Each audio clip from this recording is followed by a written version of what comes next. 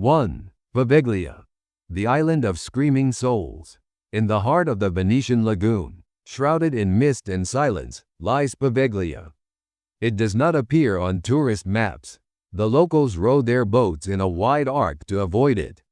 They say that if you listen closely at night, the wind carries the faint sound of screams and the deep, mournful toll of a bell that no longer exists. The horror of Poveglia is not one tragedy, but centuries of accumulated pain. As early as the 14th century, the island became a quarantine colony for the Black Death. Thousands of plague victims were sent here to die in agony, their bodies burned on massive pyres that lit up the lagoon for months. It is said that the soil of Poveglia is more ash than dirt, composed of 50% human remains. Even today, fishermen avoid casting their nets too close, fearing they will snag human bones instead of fish. But the true nightmare began in 1922, when a mental asylum was built on the island. It was here that a deranged doctor, fascinated by the soul of the human brain, began conducting horrific experiments on his patients. Using crude tools like ice picks and hammers, he performed lobotomies in a tiny, blood-stained operating room.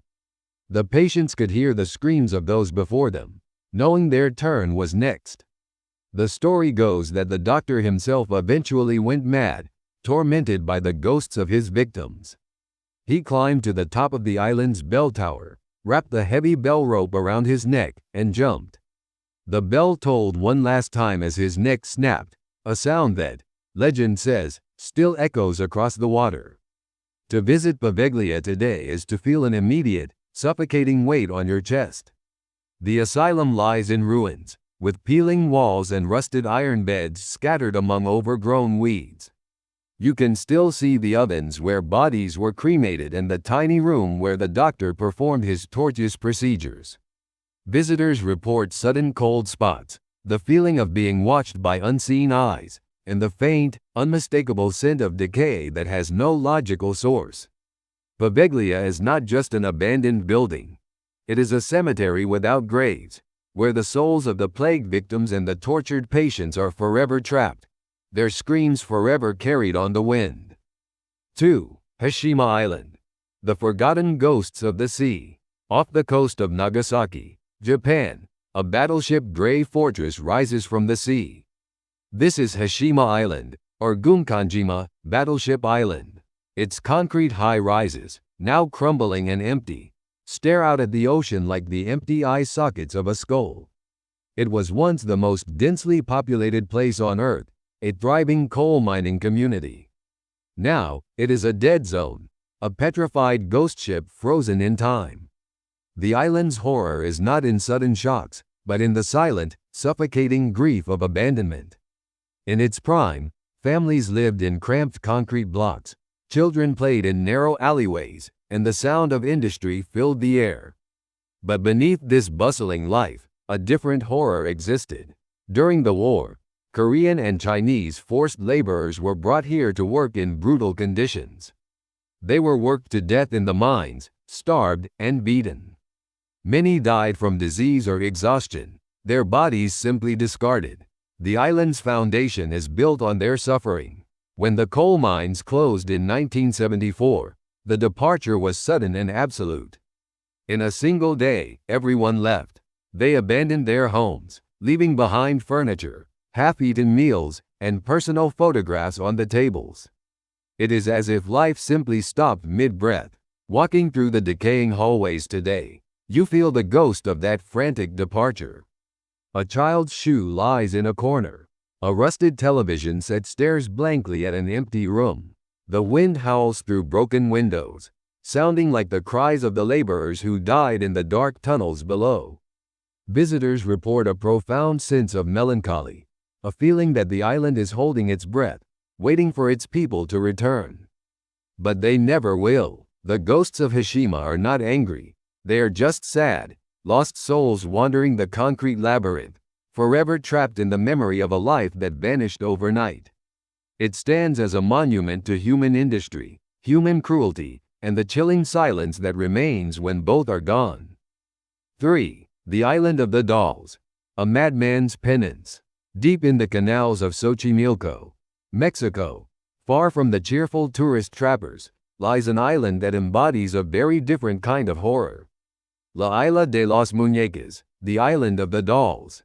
It is a place where thousands of decaying, mutilated dolls hang from trees, nailed to buildings, and stare at you from every corner with their broken, glassy eyes. This is not a horror movie set. It is the life's work of one man's tragic obsession. The story begins with a man named Don Julian Santana Barrera. He lived alone on this island, tending his garden and his small farm. One day, he witnessed a terrible accident. A young girl drowned in the murky canal waters near his island. He tried to save her, but it was too late. Soon after, he began to feel haunted. He saw the girl's ghost in the mist, heard her desperate footsteps, and felt her cold, wet hand on his shoulder in the dead of night. Consumed by guilt and terror, Don Julian devised a desperate plan to appease her spirit. He believed the girl loved dolls. He found his first doll floating in the canal where she died and hung it from a tree to please her. But it wasn't enough. The hauntings continued. So, he began collecting more dolls. He scavenged them from garbage dumps and traded for them. He hung them everywhere, on branches, on his house, on crude wooden shrines. He would dress them, pose them, and sometimes mutilate them, believing he was giving the girl's spirit a body to inhabit. For 50 years, Don Julian lived in this nightmare, surrounded by his silent, rotting congregation. The dolls, exposed to the elements, decayed horribly. Their limbs fell off, their eyes popped out, and their faces became grotesque masks of peeling plastic. He spent his life talking to them, begging the ghost for forgiveness. In 2001, Don Julian was found drowned in the exact same spot where the little girl died 50 years earlier. Coincidence? Or did the ghost he spent his life trying to appease finally come to take him home? Today, the island is a terrifying pilgrimage site. The dolls, now even more decayed, seem to move in the corner of your eye. Some visitors swear they blink, or that their heads turn to follow you. The air is thick with the smell of decay and damp earth. It is a monument to madness, grief, and the terrifying power of a guilty conscience. You don't just visit the island of the dolls. You are watched by it. 4. Ramree Island. The Swamp of 10,000 Teeth. In 1945, World War II was drawing to a close.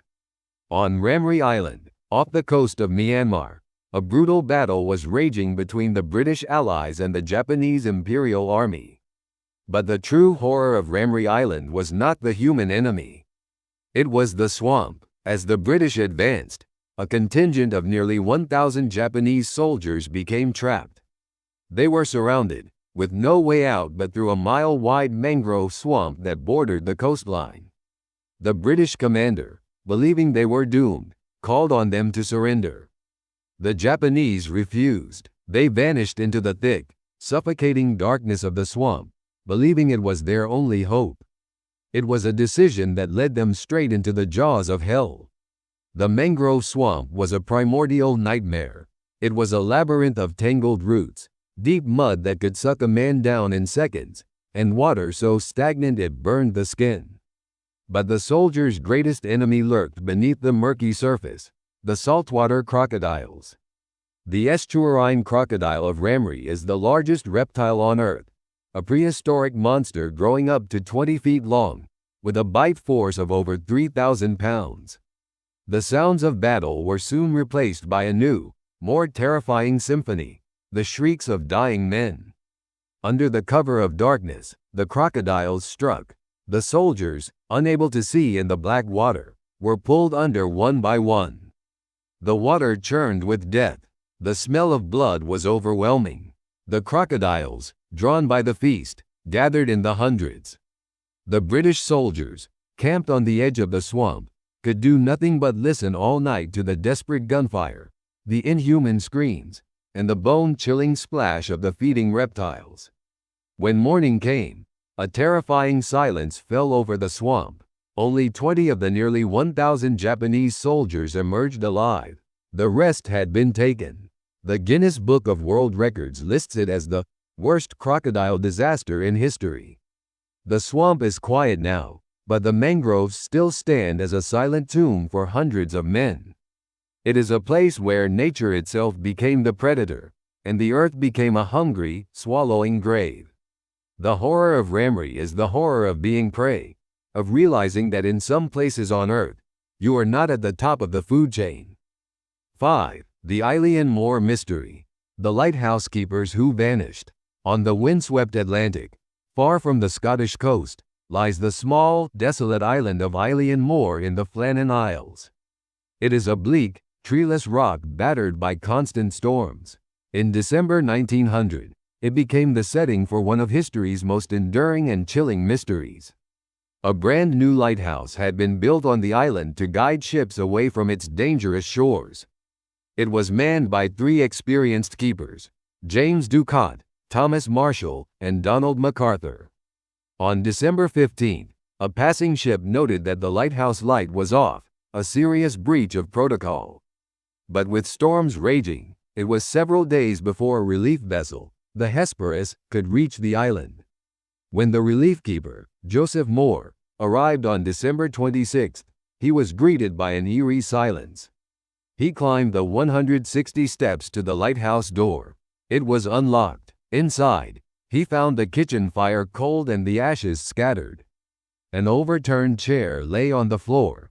The most disturbing detail? The clocks on the wall had stopped, but the men were gone. A thorough search of the tiny island revealed nothing. The beds were unmade, suggesting a sudden departure.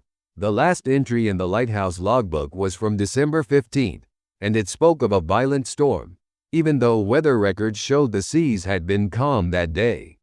One entry mentioned that one of the keepers had been very quiet. Another simply said, "Storm ended, sea calm. God is over all." The final, terrifying clue was found on the west landing, 100 feet above sea level. A box had been smashed, and its contents lay scattered. The iron railings were wrenched and bent, as if by a tremendous force. A set of oilskins, the men's heavy weather gear, lay untouched in their cupboard back at the lighthouse. What happened to the 3 men? Theories abound. A giant wave could have swept them away, but why would all 3 be on the exposed landing at the same time? Why were their oilskins left behind, essential for survival in the freezing Atlantic? Some whisper of a sea monster, a giant bird of prey, or a sudden fit of madness that caused them to throw themselves into the sea. Others point to the island's folklore. Eilean Moor was known as the Elder's Isle, a holy place where little people were said to live. Had they been taken by something not of this world? The mystery of the Flannan Isles remains unsolved. The lighthouse is now automated, but on stormy nights, when the wind howls around that remote rock, some say you can still hear the faint, desperate cries of 3 men, forever lost between the land and the sea, their fate sealed in the silent, stopped clocks of Eilean Moor. 6. Okishima. The island built on bones. In the middle of Lake Biwa, Japan's largest freshwater lake, lies Okishima. It is a peaceful, inhabited island, a quiet fishing community with a long history. But if you dig beneath its surface, both literally and metaphorically, you will find a foundation of pure horror. For centuries, Lake Biwa was plagued by famine. When crops failed and starvation gripped the land, the desperate people living on its shores did the unthinkable. They would abandon their elderly and their infants on the shores of Okishima. With no resources to feed them, they left them there to die. The island became a place of slow, agonizing death, where the weak and unwanted were left to the mercy of the elements. The legend says that the cries of these abandoned souls were so pitiful that the wind itself would carry them back to the mainland, a constant, haunting reminder of the villagers' sins. To cope with the horror, the people developed a grim ritual. They began building small shrines and pagodas not for the dead, but from them. It is whispered that the stone foundations of many of the old structures on and around the island are not just stone. They are a mortar of crushed bones, mixed with the soil, used to build the very ground they walk on. The most famous of these is the Pagan of the Lake, a small, submerged torii gate near the island. It marks a place where countless bodies were sunk, weighted down, their bones now littering the lakebed. Fishermen still refuse to fish in certain areas, believing their nets will bring up not fish, but the skeletal remains of infants. Today, the residents of Okishima live peacefully, but they carry the weight of this history. They tell stories of hearing babies cry at night, the sound carried across the water from nowhere. They speak of seeing ghostly figures of old women, hunched and waiting on the shore, forever staring at the mainland that abandoned them. Okishima is a beautiful place built on a terrible secret. It is a reminder that the earth can absorb blood and bone, but it can never fully silence the grief of those who were left behind. The island itself is a tombstone for the forgotten. 7. Iheyajima, the cave of the starving samurai. In the subtropical islands of Okinawa, Japan, lies Iheyajima, a place of stunning natural beauty. But hidden within its lush greenery is a cave that holds the memory of one of the most desperate and tragic acts of war. During the final days of World War II, as American forces closed in on Okinawa, a group of Japanese soldiers and civilians fled to Iheyajima, seeking refuge from the relentless bombardment. They hid in a large, natural cave system, believing they could wait out the storm. But the Americans discovered their hideout. Instead of storming the cave and risking heavy casualties, they made a strategic decision. They set up camp at the entrance and waited. They waited for the enemy to come out, but the enemy never came. Inside the cave, a nightmare was unfolding. There were nearly 100 people trapped, with no food and very little fresh water. The wounded cried out in agony.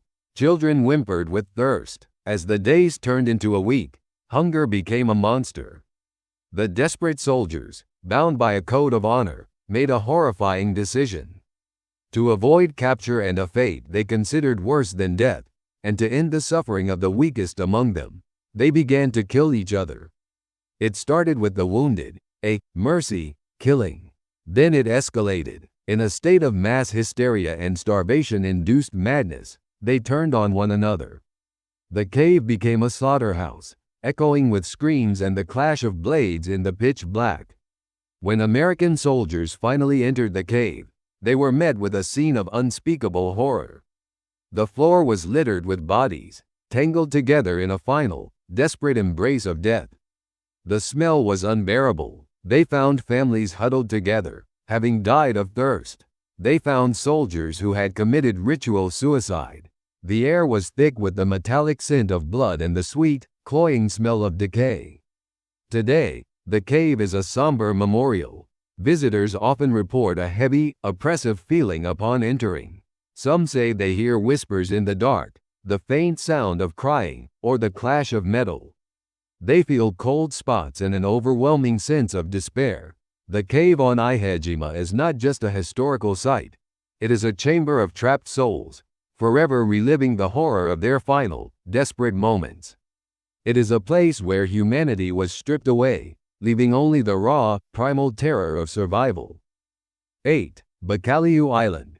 The ghosts of the lost sailors. Off the coast of Newfoundland, Canada, sits the imposing bulk of Bacalhau Island. For centuries, it was a landmark for sailors crossing the Atlantic, but also a graveyard for those who came too close. Its name is derived from the Portuguese word for codfish, but its true legacy is one of shipwrecks and ghosts. The waters around Bacalhau are treacherous, choked with fog and hidden rocks. Hundreds of ships have met their end on its shores. The most famous disaster was the wreck of the George Washington in 1881, but countless other vessels, from small fishing boats to massive cargo ships, have been swallowed by the sea. The island became a place of desperate survival for shipwrecked sailors, who would wash up on its rocky beaches, frozen and half-drowned, only to face a new struggle for survival on the barren, uninhabited land. It is the ghosts of these lost sailors that are said to haunt Bacalhau. For decades, the island was home to a lighthouse and a small community of keepers and their families. They lived in near total isolation, and they became accustomed to strange occurrences. They would hear the phantom sound of ships' bells ringing in the fog, even when no ship was near. They would see ghostly sails on the horizon, shimmering and then disappearing. On stormy nights, they would swear they could hear the desperate cries of drowning men carried on the wind, mingling with the roar of the waves. The most famous ghost is that of a young woman in a white dress, said to appear on the cliffs, staring out to sea. Legend says she was a bride waiting for her sailor husband to return, a husband who was lost in a storm right before her eyes.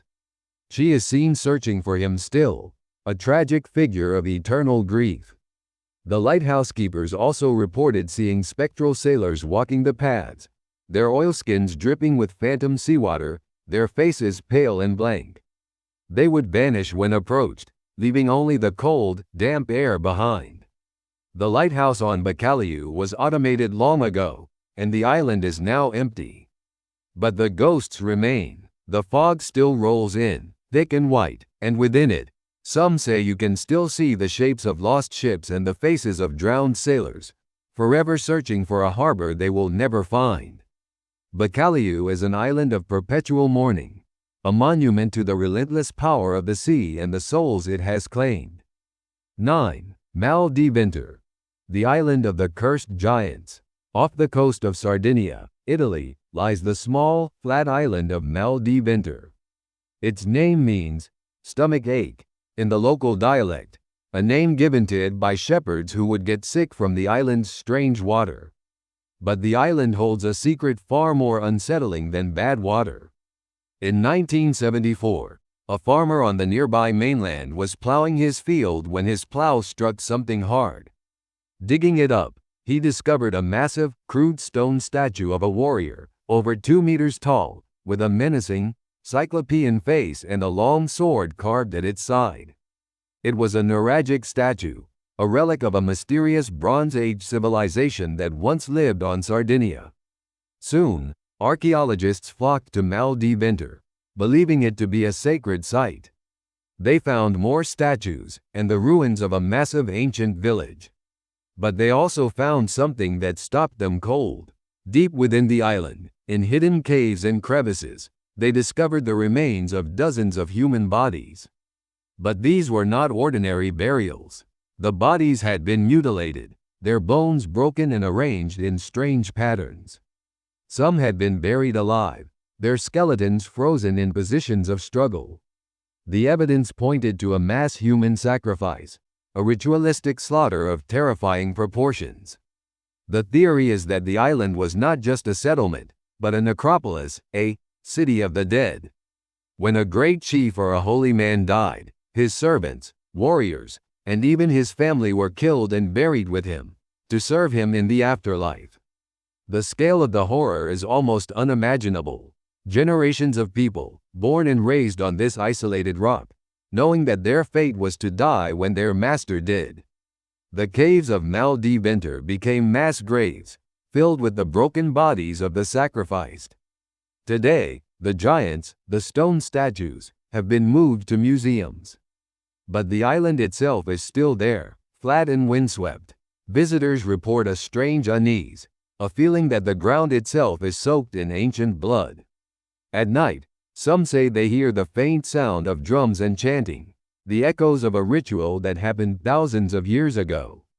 Others claim to see the ghostly forms of the giants themselves, standing guard over their island, their stone eyes forever watching over the bones of their people. Maldivinter is a window into a past so brutal and alien, it feels like a nightmare. It is a place where the earth itself remembers the screams of the sacrificed. 10. The Island of the Dead. St. George Island, Alaska.